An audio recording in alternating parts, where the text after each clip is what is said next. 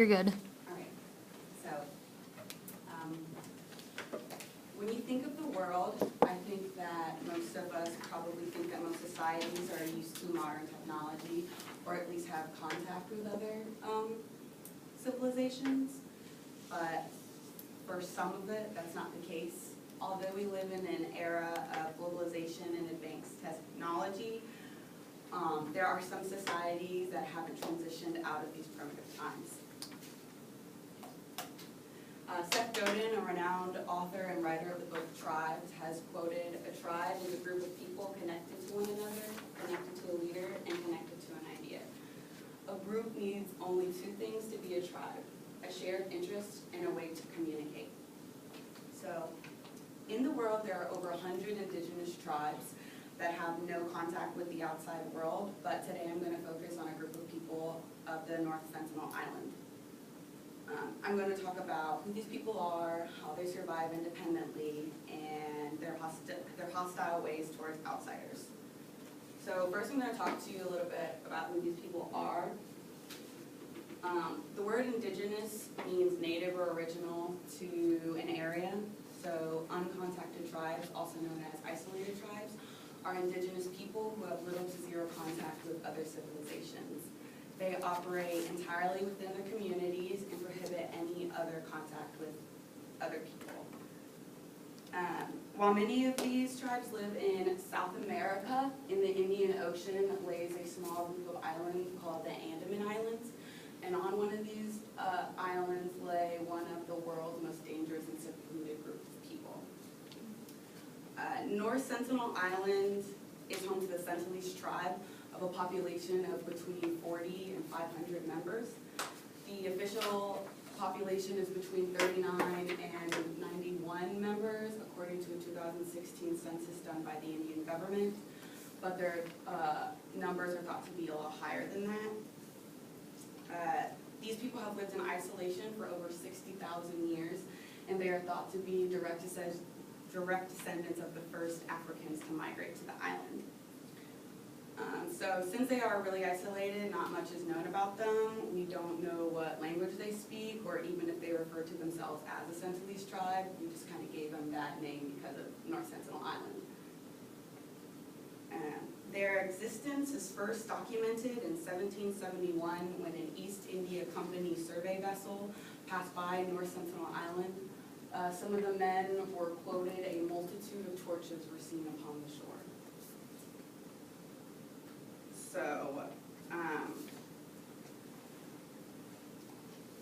So the way that they survive independently is that they rely really heavily on their natural resources. So according to observational data collected by the Indian government, this tribe operates a hunter-gatherer society. As you can see, the island is really small and inconveniently located, which would be one of the reasons why it was never colonized and why it remains so isolated to this day. It has natural barriers. It has a natural barrier of coral reefs and rocks that limit, obviously, access to the island, and the island has no natural harbors. Agriculture is unknown to them, so their diet consists of turtles, small birds, coconuts, and fish that they capture from the surrounding bay. According to Survival International, they are really small in stature, with a fully grown man only standing about 5'4". So yeah, they're short little people. Although they lack modern advances, they're very self-dependent and resilient people.